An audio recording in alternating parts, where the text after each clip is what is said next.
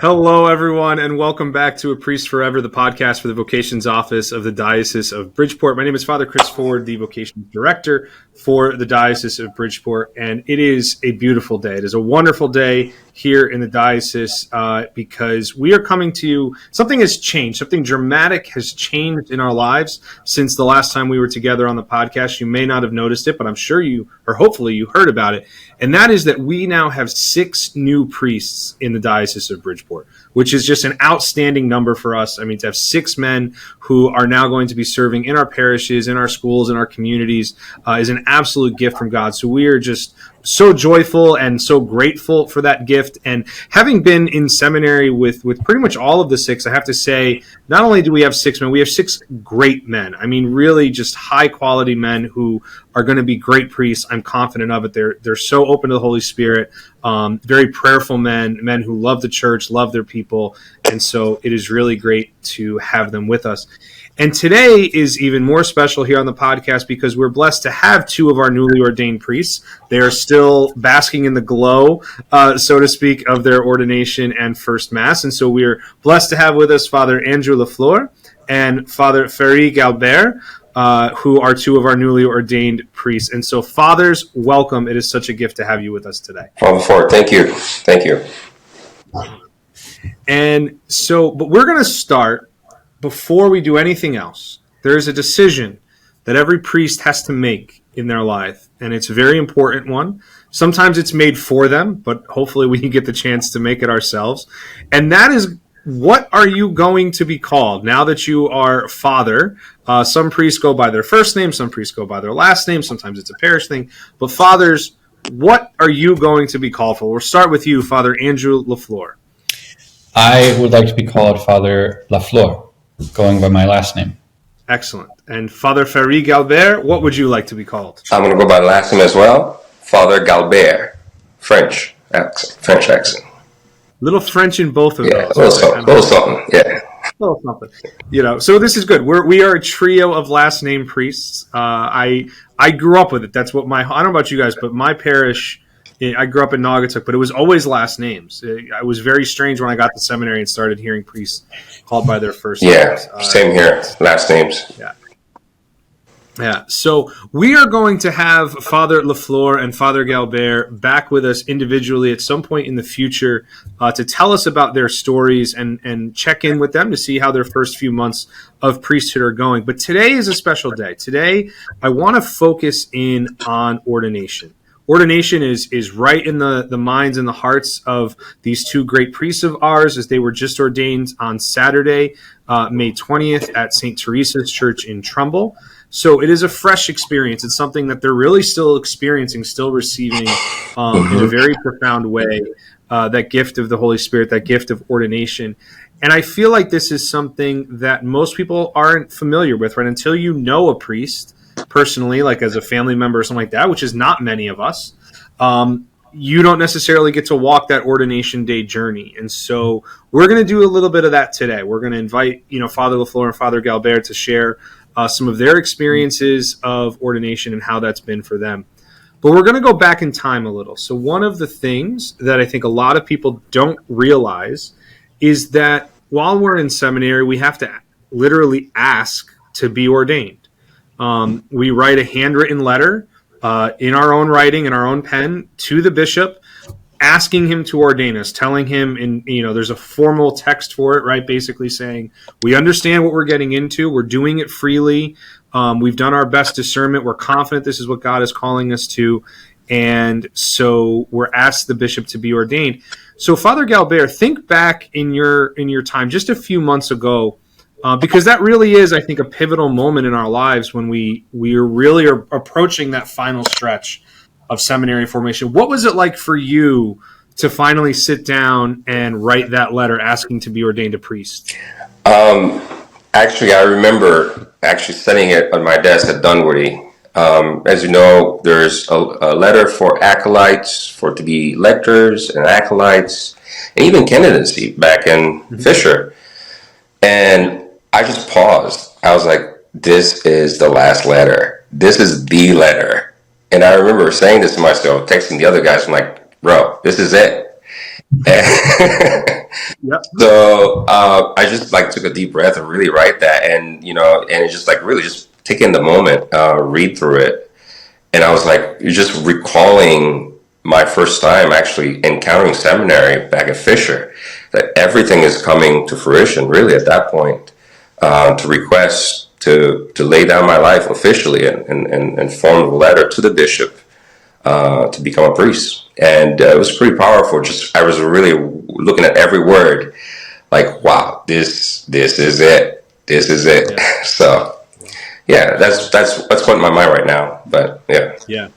Now, Father LaFleur, I don't know about you and your classmates, but like myself and one or two of my other classmates, we saved our pens from diaconate and wrote our letters for priesthood with the same pen. Father LaFleur, did you use the same pen, or did you just happen to use whatever was on your desk at the time? I used the same pen that I've used for, it might be for since Acolyte, but yeah, it's the same pen. I use the same pen, and the same pen I used for when I don't know if I'm jumping the gun if you're going to ask about this in the future, but for our oath of fidelity and profession of faith, I use the same pen as well. Yeah. Yeah. So what was your moment of what was your experience like writing that letter and signing it to be sent off to the bishop? I was a little, nervous in a sense because as Father Galbert mentioned, it's certainly, you're finally doing it. You're looking at all it's going to do. You're doing you're seeing what you're going to commit yourself to fully to Christ, and it's daunting, but also beautiful because you know that you're actually getting to that point. I think that's kind of when I was writing it, I think my hands were shaking a little bit, but I hope the bishop could read my Yeah. I did see one once get sent back. Say not really? Because they didn't want to, but because no, you really do need to write this in a way that we can read it. so for all of you future priests out there, remember, work on your handwriting. Handwriting, very important. Now we will, Father Fleur. Thank you actually for reminding me because I was not thinking about that. But we will get to the moment of the profession of faith and oath of fidelity. But before that happens, right? So we've sent off this letter requesting, or this we call it a petition for orders. Right, so we sent out this petition of orders, and it gets sent to our bishop from the rector of the seminary with the evaluation and recommendation of the seminary that we be ordained. Right, we wouldn't be writing the letter if they weren't recommending it. And then comes a monumental day in all of our lives, which is the day that we are given the call to orders. Right, which either comes verbally and accompanied by a letter, right, depending on if we see the bishop or not after he's seen our petition, but always eventually in letter form. So, Father LaFleur, how did you first find out that you had received the call to orders? Was it verbal first and then the letter, or did you get the letter first? It was verbal first, and we got the letter later. The bishop gathered us all, the 6 of us, to be ordained. He invited us to a dinner with him, and at that dinner, he gave us the verbal call and said, the letter's coming, don't worry, it's already signed, it's already printed. And then he also gave us our assignments at that same dinner. Great. And so what was going through your heart and mind as you received the call to orders? Thankfulness, but again, also like the day's approaching, there's a little bit of more anticipation. And this is, I've been in seminary for 8 years, so it was kind of like surreal that after all this time, you're finally like, the day's actually here, it's coming. And the bishop met with us maybe like a month out from our ordination. So that was kind of that it's imminence, it's close. How close the date was really settling in when he gave us the call. Yeah. Yeah. How about you, Father Galbert? Yeah, I would have to second that as well, Father Fleur. It's just surreal. I remember sitting at the table and I looked at Father Lumen. I was like, yo, it's happening. Yeah. So the bishop gave you assignments, but there's a little, excitement, anticipatory excitement that's happening at the same time. You're just, it's not anxious. It's just like, it's happening, Yeah. So yeah, it's good. Absolutely. Good. And, and you had mentioned, Father LaFleur, like that was also the night you got your assignments, which was one, that's our diocese is unique in that. I think we get our assignments much, much earlier than other people do. I know there are some dioceses who get it after ordination, some who get it the night before ordination. There's one or two in our area, I won't mention who they are, who they actually get their assignments they find out their assignments the same time the public does at ordination. So you better like it or have a really good poker. But I think this is a great opportunity for those who have not heard. Father Galbert, where are you going to be beginning your priestly ministry? I will begin at St. Lawrence in Shelton, Connecticut, part-time, and also at St. Joseph High School part-time. So excellent. 2 part-times. But it'd be great. I'm excited. Excited for the high school. Excited, and I met Father Cyprian Bejan, great man, a holy priest. I'm excited for thanksgiving to God really for this opportunity to serve the Lord's people. Long awaited, but the day is here. Amen. And Father LaFleur, where will we be hearing your wonderful ministry take place? I will start my priestly ministry at St. Mary's in Bethel, Connecticut, which didn't come as much of a surprise, but it's a great community. I'm very happy to go back there. I was assigned there as a deacon and a few times as a seminarian, but very happy to go back to St. Mary's. Excellent. So a little bit of home for you. And Father Galbert, I get the impression that it was not that much of a surprise for you either. Right. Well, back in the fall, the bishop did tell me that most likely St. Joe's was on his mind. So it was just discovering what parish would put me in. He was praying about. So, and he got, he prayed, and the Holy Spirit is leading. So, yeah. That's wonderful. And I can speak from my own experience but that's the only experience I can speak from. But there is something always special about your first assignment as a priest. It's in many ways like, okay, yes, you are ordained, right? But you still have to receive that gift in a variety of ways, right? It's one thing to celebrate your first Mass, which we'll talk about in a little bit. It's one thing to hear your first confession. It's something totally different to begin doing that on a regular basis, and I had this profound experience of my first Mass was Sunday afternoon at 3:00 at my home parish in Naugatuck. And Father Mike Dunn, who was my pastor, who was our first guest ever on A Priest Forever, he unfortunately had to go out of town for a family funeral the week after ordination. So even though I wasn't officially starting my assignment for a few weeks, I had the daily Mass Monday, Tuesday, Wednesday that week. And to go from your first Mass in all of the circumstance and all of the pomp and circumstance and all of to a simple daily parish Mass, 15, 16 hours later was a remarkable experience. Yes. It's very good. Yes. Have you either of you had that kind of realization yet? Correct. I did. Yeah. At St. John's, I went to St. John's for Father Apostino asked me to cover one of the morning masses. I think was it Tuesday, and of course you had everything for the first Mass, tons of service, great. Now there's not even there's barely a lector. I'm trying to get somebody to read. I'm like, really? All right, we're gonna do this. Holy Spirit, come, But it hit me. I said to somebody, actually, this is really the first Mass where you're it, and that really felt like the first Mass, to be honest with you. There's so many things going on, of course, as you said. Yeah. But this is the priesthood. This is it. Yeah, absolutely. Now, Father LaFleur, so we're gonna continue with this journey towards ordination in the formal sense, right? So as we've gone through the petition, we've gotten the call to orders in our diocese. You happen to already have your assignments, right? But then, as you said, there's that last step of the profession of faith and an oath of fidelity, which you do. In some ways, it's one of your last experiences with the seminary community as a whole, right? Because we at least at Dunwoody, we do it in front of our brother seminarians and everything at the closing Mass of the academic year. So what was that experience like for you?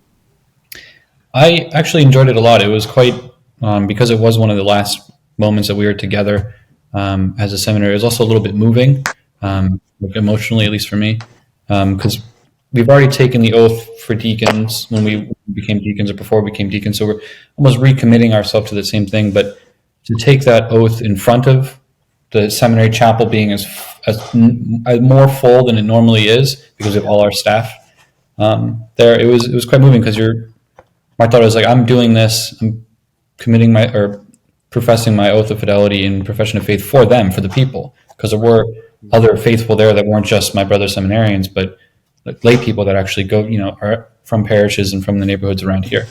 So it was it was nice. It was a nice moment. That's beautiful.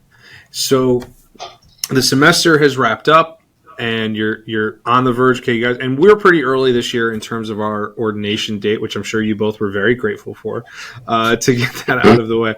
But the church, in her wisdom, requires that everyone who's going to be ordained to any level of order, so it's the same at diaconate, it's the same at priesthood, it's the same for anyone who God calls to become a bishop. Prior to ordination, you have to go on we call a canonical retreat for 5 days.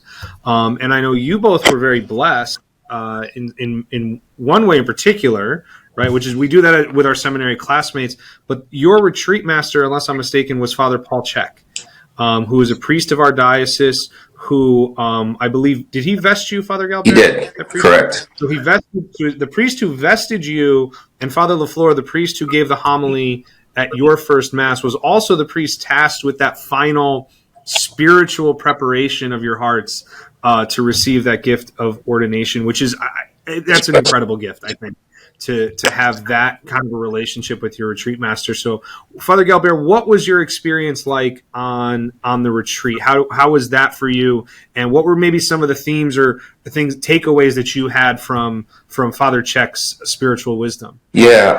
Well, first, I just thought, we mentioned with the guys for the other deacons in the house, I said, this is Fisher in 5 days. This is what we encountered every morning for reflection or in the evening with Father Czech. But, I think some of us were expecting to have some practicality of the priesthood. But for his approach, he said we have to go to the essence. It's from the essence because action follows being. And so to think about the stuff of what emanates everything of all our actions.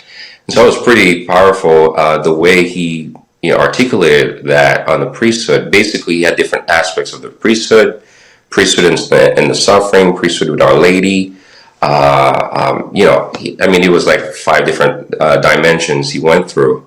But one thing in particular he said is the Christal form that we embody to become like Christ, not just in persona Christi, but to be another Christ in the world, and day in and day out, in and out of season, basically. It's pretty powerful. Yeah. How about yourself, Father LaFleur? What were your spiritual takeaways from your canonical retreat?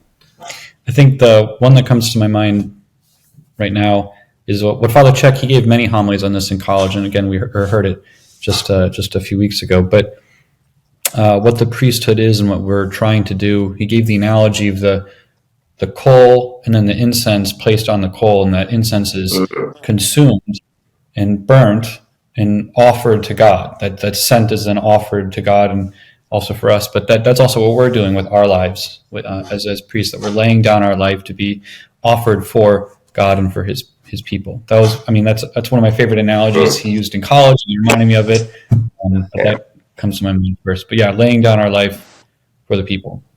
Yeah, that's a beautiful image. Thank you for sharing that. So as you're making your final preparations for ordination now, we're going to skip over a lot of things, right? So for those of you, we have to decide on, we have invitations and where's our reception going to be and all of those logistical things, not unlike planning a wedding, right? Seating arrangements and all that kind of stuff for the receptions and all of those fun things. They happen. People know they happen. They know what that's like because they've all had parties and things like that before. But I want to, we just touched on it briefly for a moment, but there are 2 very special selections, I guess you could say, that a priest has to make for the weekend of his ordination. 2 roles that are meant to be played in many cases by someone else. And that is the priest who will vest us as a priest during our ordination rite. So as part of the rite of ordination, after the laying on of hands, after the prayer of ordination, a brother priest comes and helps us change our, takes off the diaconal stole and helps us put on the priestly stole and chasuble for the first time. And then very often, traditionally, another priest will preach the first mass of a priest for a variety of reasons. One, as Father Check mentioned in Father LaFleur's homily, it is a logistical thing. It's one less thing you have to worry about. But spiritually, there's also the reality of an opportunity for a brother priest, a mentor, so to speak, to share his wisdom on what priesthood is and just a little bit more inspiration about that. So, so just to tell us a little bit about who vested you and who preached your respective first masses, and how did you come to the decision on who that would be? I'll start with you, Father LaFleur. The priest that vested me is his name is Father Lapastina. He's actually the pastor of Ferry's home parish at the moment, and I came to that decision because he was my spiritual director in college, and then after that time, and also through that time, I was assigned to his parish at one point, and then now we're just 8 years later. He's not been my spiritual director for 4 years. We've become good friends. He's one of my closest priest friends. We speak a lot. He knows me. Yep.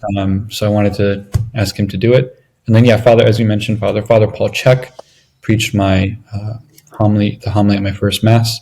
And that was just a thanksgiving to him for all I think I had a really good time in college seminary and received a lot of information. I thought it was a very formative time.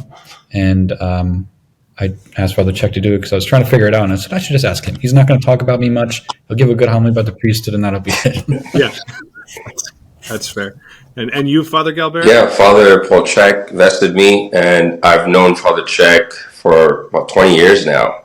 One of the first priests I first encountered when I came to the U.S. at St. John's. He also was my confirmation sponsor. So, we've got a long history, and even throughout even major seminary, every other time, and now he would reach out, how's it going? And reach out, how's the brothers, He would, is just a good man. He's very reflective. It's just his way of reflection in the homilies is just really generative. And of course, so I had that this is the man I had to choose. And Father Joe Gill. So when I was entering seminary, I had my application for a while, met with Father Norton, but I held it for like 2 months, pretty much like cold feet, pretty much like, do I want to do this or not? And I invited him to come and speak to a youth group at the Haitian Community Center on Hope Street at the time. And I'm chaperoning with the other staff. I'm sitting in the back, and he's doing the mass. And he was just like so filled with conviction as he was preaching and spoke directly to me at that time. And I knew, I got to fill this out. He didn't find about this till 2 years ago, actually.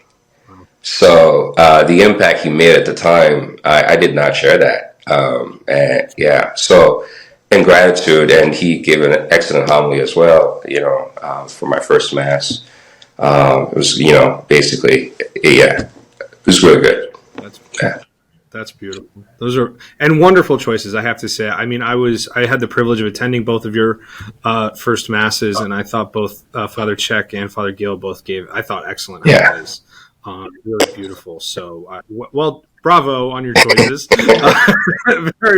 Very well thought out. Very wise and prudent decisions. So now, okay, the preparation's been done and all of those things. So now I want to get into ordination weekend and what that was like, which really begins Friday evening, right? You have rehearsal at the cathedral, followed by a dinner with the bishop and priests and family and all those kinds of things, and then you go off. So why don't we start with that Friday evening of anticipation, so to speak, going through the rehearsal and the dinner and all of those sorts of things. What were some things that maybe stuck out to you, or what was going through your mind and your heart as you went through those kinds of experiences on Friday evening?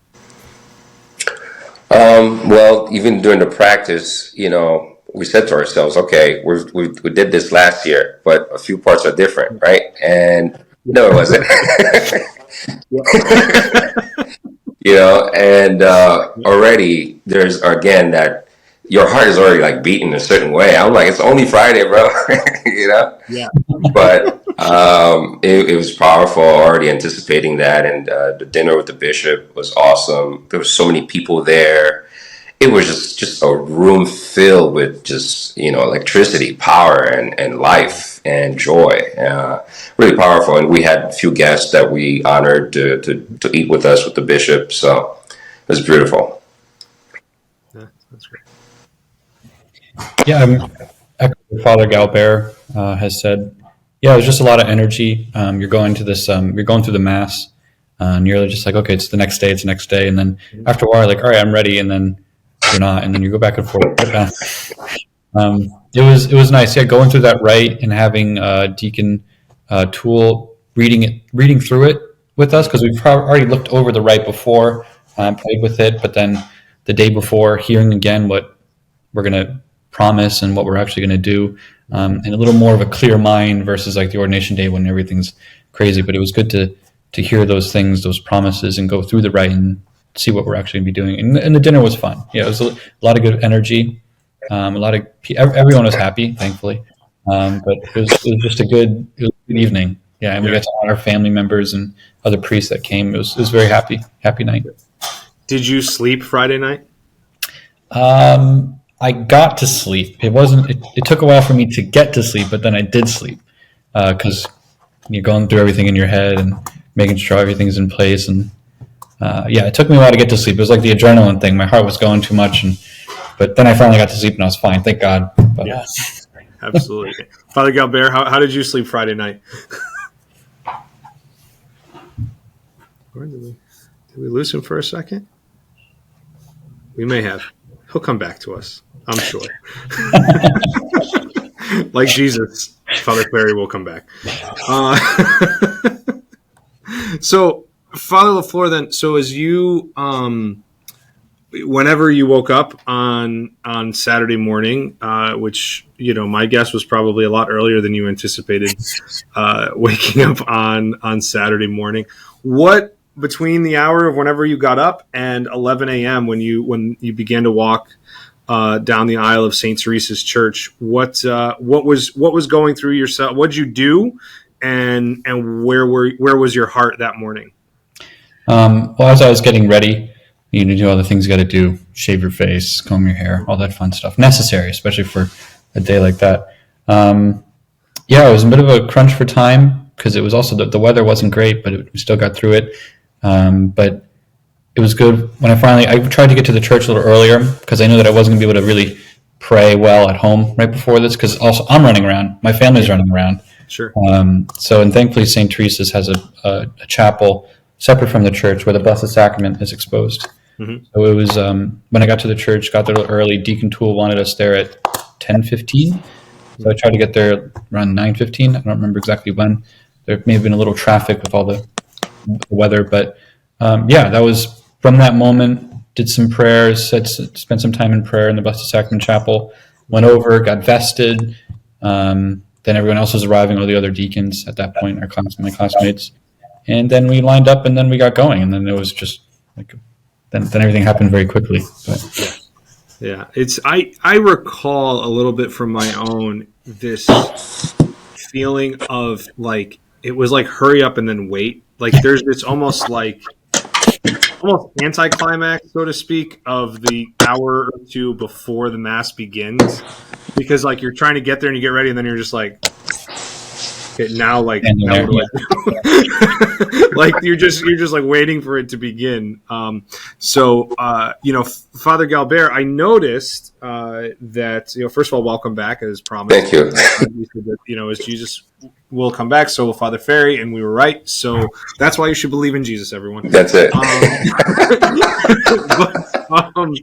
More importantly, like I noticed, for example, you stole away for a few moments to a seat in the sanctuary to get some prayer in there.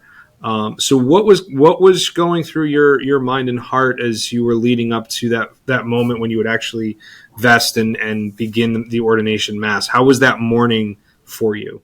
Yeah. Basically, my prayer at the time was just, Lord, here I am,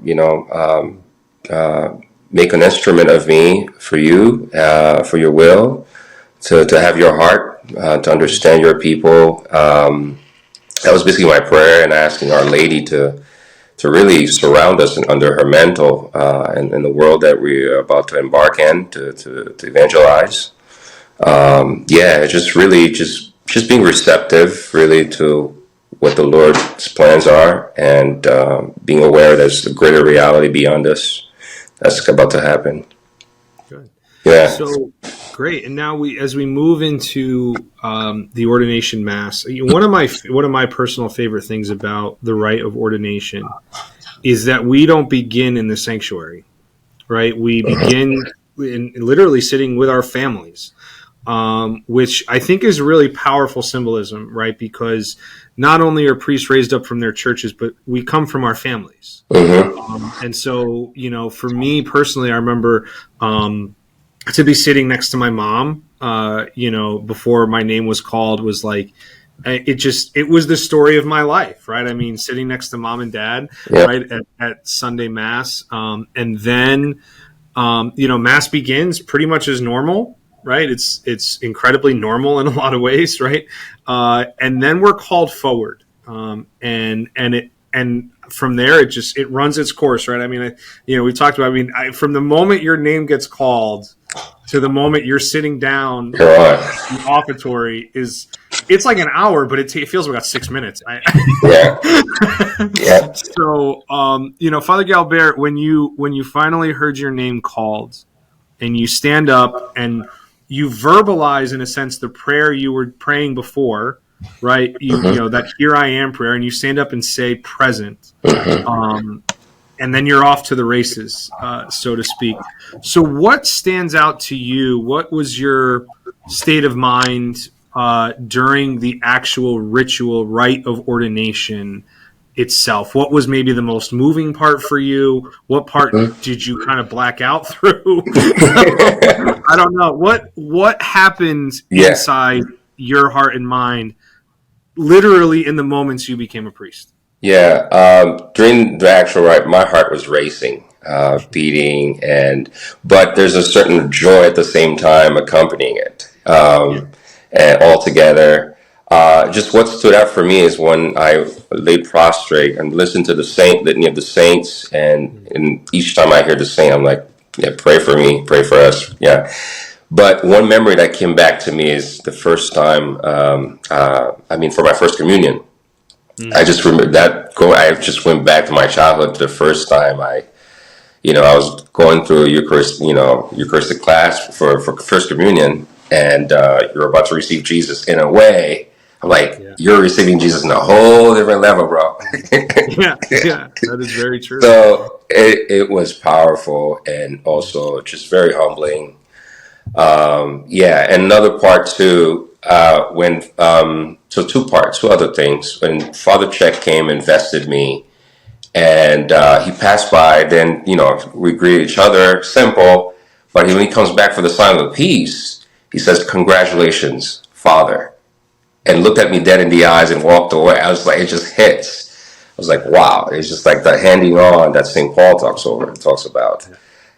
So that was powerful. And then all the other priests, at the sign of the peace, that was just powerful. There's no words that could put that into, to describe that moment.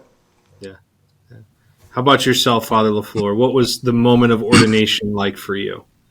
The thing that hit me the most was when, again, lying on the ground. It always is a big moment. First, I was trying not to cry is a big part of it, at least for me. Especially hearing the saints the diocese asks us if we have any saints we want to include in the litany. So then they asked us to give 3, so we all gave 3. And then hearing those saints, it hits different, because of course we're praying for the whole entire church, and all the saints are praying for you, but then those are those saints that you have a specific relationship with. Yeah. That's very moving. But I just remember, I'll be honest, I'm sometimes a very nervous person. I mean, these two priests can certainly attest to that. My brothers who have known me for so long, and going into I had nerves, but laying down on the ground, I just it was just a great sense of peace. Like, I wasn't nervous. I knew what I was doing. It wasn't my work, but I was laying down my life for the church and for God. So that was a nice moment. That piece of it. Like, I felt that sense that, like, God saying, you're supposed to be here, which thankfully I think we discerned well. So here we are. And so who were the three saints that you had added to the litany? I added, I could be wrong. Hopefully I don't forget. Definitely St. Anne. She's my home parish. I added the saint of the day that we were ordained on. Saint, Bernardine of Siena? Yep. And who was my third? Because Saint Therese is big with me, but I know she's already in the litany. Yep. I think she actually was mentioned twice. I thought I heard her name twice in the litany. There's a couple of Thereses and Teresas, so. Yeah. And then I remember it's the third I put in was Blessed Michael McGivney, Michael J. McGivney, which I have a special relationship with ever since I was a boy. I mean, I'm still very young, but when the Knights of Columbus still had their their Squire program, which is like the program they had for the youth, specifically boys, we would go to New Haven every year for our state convention or whatever. I don't even know what it's called.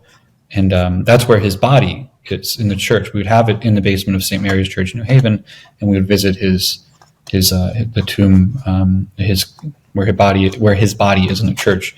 So I've always had a close connection to him, and he's now a blessed from Connecticut, so homegrown, that. But always been close to him. Yeah.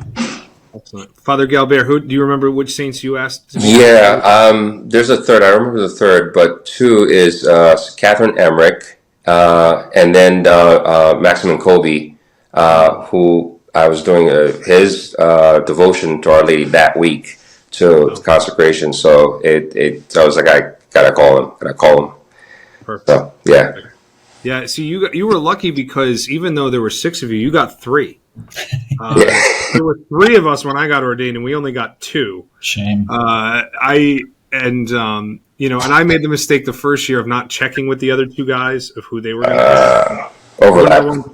I had put in, which for me, I mean, John Paul II would always be the first one, but I didn't realize that someone else was already putting him on the list. So, for priesthood, knowing that John Paul II was going to be put in by now Father Peter Adamski, I St. Thomas More and Blessed Columba Marmion. If I could have had a third, I don't know who it would have been, but you guys got lucky. Having that third. Now, I'm gonna say something that I felt at my ordination, and I want to see if it was similar for you guys. And I'm just gonna warn all our listeners out there: don't expect this to be profound. It's not that kind of a feeling.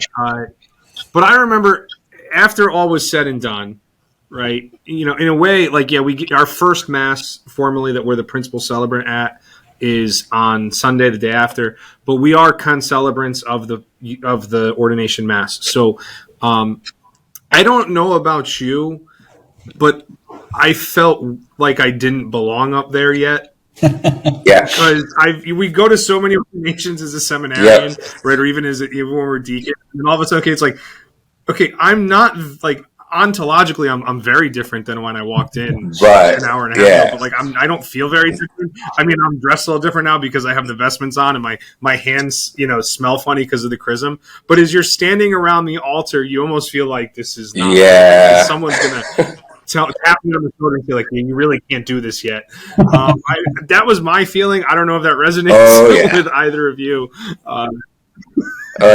Actually, I was looking at Father Fleur across. I was like, now, right? Extend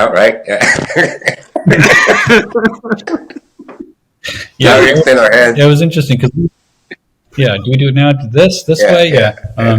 We've been practicing mass at the seminary. We had to film videos for classes so the seminary can ensure we're saying mass correctly and so on and so forth. And you're always saying mass either practicing by yourself or with a few people, but I didn't practice or I've totally forgot about the concelebration fact. Yep. Like, as a thing I thought of, and then you're up there. I'm like, oh my gosh! I'm surprised that I'm here, and I was like, yeah. I know what to do, but it just totally escaped my mind, because then you're there and you're like, oh my gosh, here I am. Like, what do I do? Yeah. And then you skip a word. You're like, wait, I gotta go back. Wait, it's not valid now because I didn't say a word, even though there's 80 other priests here and 2 bishops. But it's not valid now because you missed the word. I remembered what to do. It was fine. We all got through it. That's right. So words, and So I felt like kind of an imposter at the time. And then at the end of Mass, you give your first blessing to the bishop, which is a beautiful moment because I think this man and I think one of the benefits in our diocese in particular is that Bishop Caggiano is very close to his seminarians. It means something to him personally that he's the one who puts his hands on your head. Literally, like the fact that he takes that very seriously. So to be able to give our first blessing to him, but then after that, after Mass, you all stayed in the church because it was pouring rain, and so along the altar rail, gave first blessings probably for at least an hour, I would imagine, or so afterwards. Most commonly starting with your parents if they can fight their way through the crowd, so to speak. But there's a beauty really there too, right? So there's the profundity of being able to bless our parents and all those kinds of things. But, to be able to have people come to us and in the midst of them offering their congratulations, we respond, like our gratitude to their congratulations is an act of priestly service. Mm. Right. So right from the very beginning, there is no I don't ever get to just sit back and enjoy it in a sense, you're working, right? Those blessings mean something now. Like, you know what I mean? And so what was your experience like giving your first blessings to the bishop, to your parents, to your family, and then just to general people, who would come in off the street? What was that moment of really your first actions of priestly service? What was that like for you guys? I kind of fall back to what Father Forty said just a while ago. When you're standing at the altar during the Eucharistic prayer for your ordination Mass, you just didn't feel like a bit of an imposter. I was like doing, blessing everybody, going, I was like, is this actually, like, I know that I'm doing this, like I know it works, but it just still doesn't feel like it actually works. Like it was still, after a while I got used to it, but the first few I'm like, am I doing this right? Do I have the right words? What am I doing? Like, but it was moving. With my parents, it was very moving. They did work their way through the crowd, thanks be to God. But it was very moving to give them my blessing first. Well, after the 2 bishops, but yeah. Like same thing. And blessing my parents, I got to bless my parents at the reception. They there's no way they're gonna make it up. They tried, and I'm like, they're like, they forget it. We'll come back later. But yeah, it's just like, really, this is okay. I'm just gonna let the Holy Spirit do His thing. All right. I don't feel anything, but but blessing the bishop was like, just to see him kneel down for a blessing. It's just like, aside from him and all of us, there's a reality bigger than him and me and all of us, that he recognized the gift he's an instrument, and he's receptive to that gift as well. Yeah, I remember a little aside story that the first time I think I really realized I was a priest, like really realized it, was a couple of months later. I was out of town for a friend's wedding and wanted to go to confession, and so found a local parish church that had confessions at the time that worked for me. So went to confession, and I'm telling the priest, that I'm a newly ordained priest, because you're supposed to tell people that, right? You're supposed to tell that you're a priest in confession. So it was a face-to-face confessional, and this is a guy I've never met in my life, no idea who he is, and I'm not even in clerics at the time because it was just kind of getting ready to actually get back on the road to come home. And at the end of the confession, he takes off his stole and hands it to me and says, "Father, will you now hear my confession?" Wow. And that was the moment where I really realized, and I think and the reason I say that story is because I think that's the analogy of what you were saying, Father Galbert, about you realize no, wow, this, even though it may not feel like it, there's something here, right? There's a reality here to my priesthood that's instantaneous. As soon as you receive the gift of ordination, it's there. And so the fact that the bishop kneels before you to receive that blessing is a really powerful statement. Right. What that is. So, and then you guys are off to the parties, which I had the opportunity to stop into to both of your receptions, which were wonderful, wonderful, joy-filled occasions with so many good people and priests and family and friends, which is wonderful and joyful and a beautiful thing. And then Sunday, it all continues. And it probably in some ways reaches its culmination, which is with the celebration of a priest's first mass, or in some other words, you hear a solemn mass of thanksgiving, because really that's what it is, right? You're giving thanks to God for the gift of priesthood. And so, Father LaFleur, St. Anne's Parish, you grew up there. So many good things have happened to you in that church. Some challenging moments have happened within that parish and community that had, would have had an impact on your formation and things like that. So what was it like to return to that altar that you had served at countless times in your life, and now offer the sacrifice of the Mass there? What was that like for you? It was certainly surreal. The parish still, even going to the rehearsal Thursday before the first Mass, everything, going back to the church, that I've not been able to serve there, even as a deacon or a seminarian, in a while because of my other assignments and other responsibilities. So going back there and walking into the sacristy that I spent so many years in, and knowing everything's still in the same spot, which is very helpful, at least for logistics. Yeah. It's still the same church. It's still nothing's been, but it was surreal. It was also very beautiful because I was baptized, everything. I received all my sacraments there. And then just to actually give thanks to God in that space, it was beautiful, but certainly surreal. It's still setting in what happened, but yeah. And Father Galbert, you are saying Mass at the high altar at one of the most beautiful churches around, at the Basilica of St. John the Evangelist, surrounded by priests and a contingent of seminarians. What was your experience of celebrating the Eucharist for the first time? It truly, in every sense of the word, surreal. It was beyond. It was just, served there since 2003, but been going to that parish since 1997.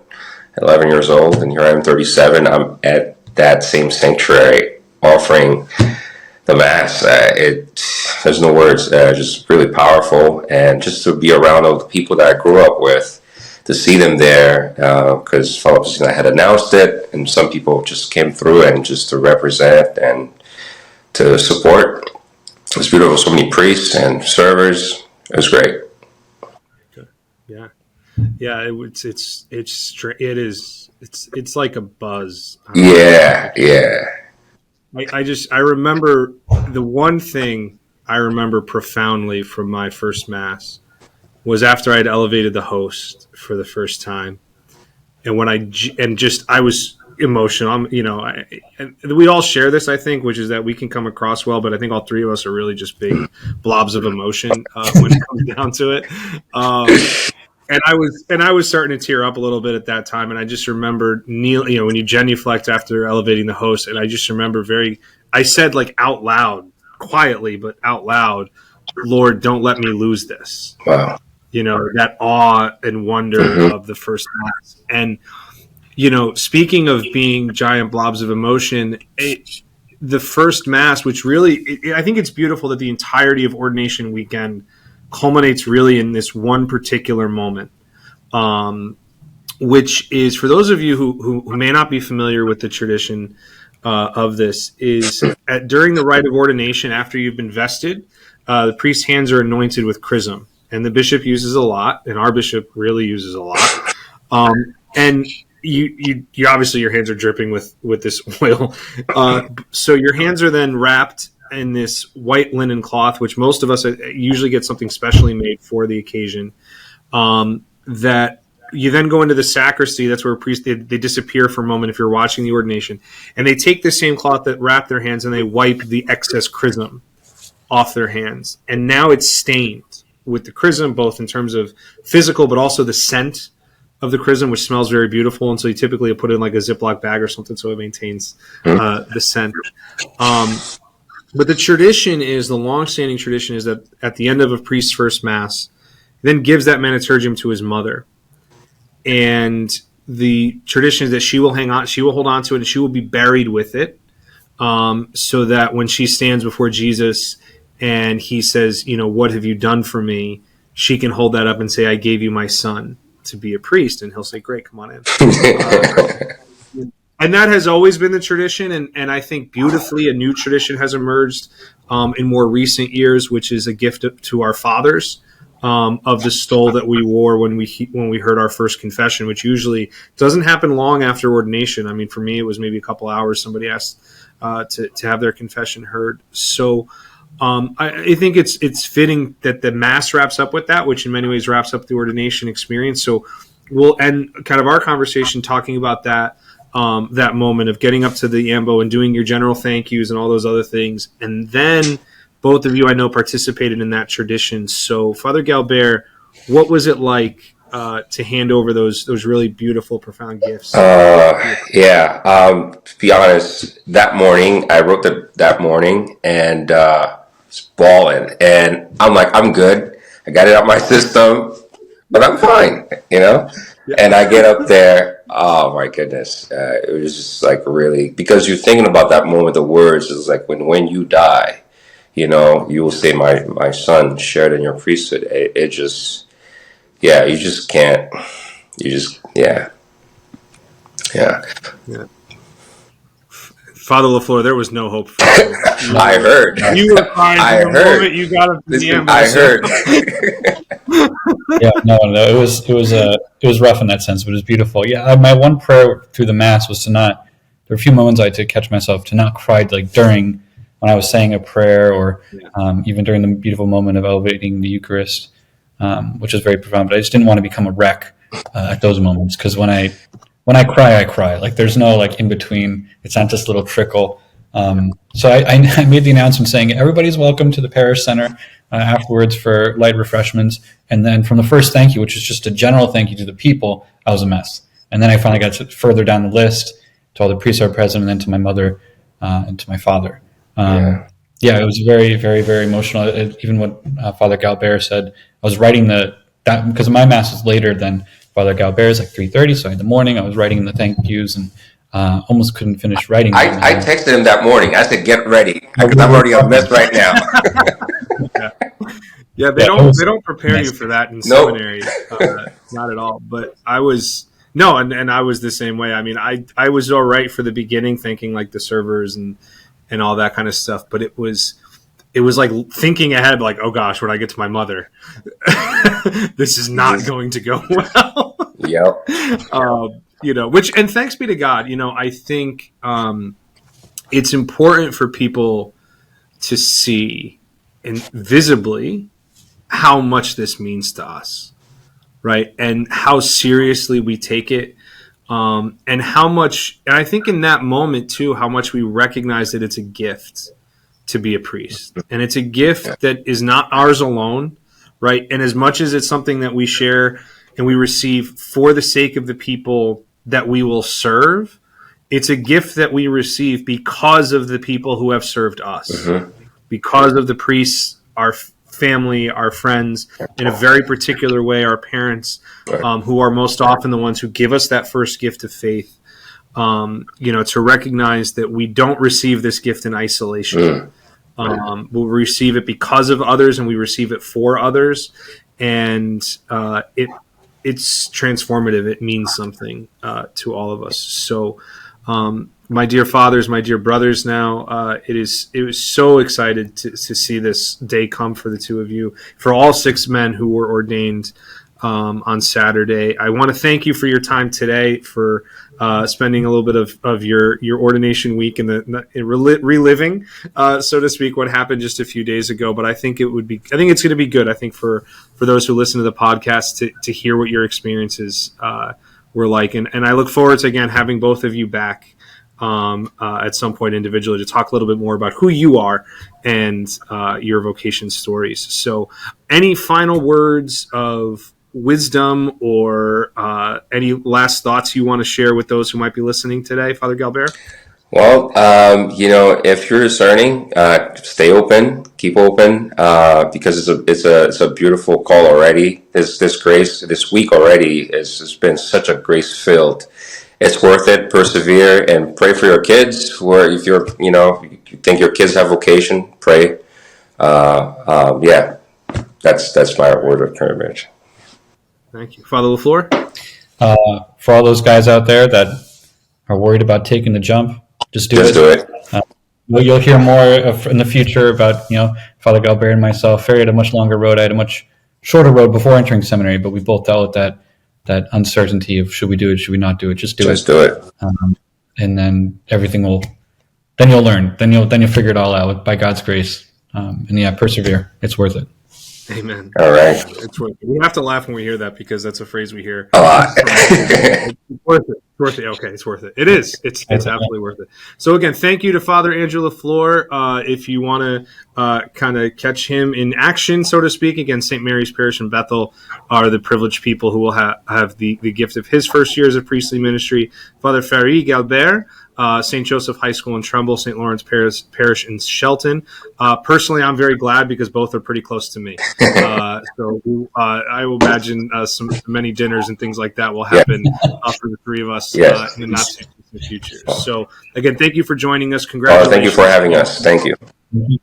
My pleasure. So again, thank you for listening to another wonderful episode, a very special episode of A Priest Forever. You can find us again on YouTube, wherever you get your podcasts. And if you would like more information about the priesthood, you can email us at discern@bridgeportpriest.org, or you can visit us online at bridgeportpriest.org and follow us on Facebook and Instagram at Bridgeport Priest. Thank you all very much, and may God bless you. Take care. Bye.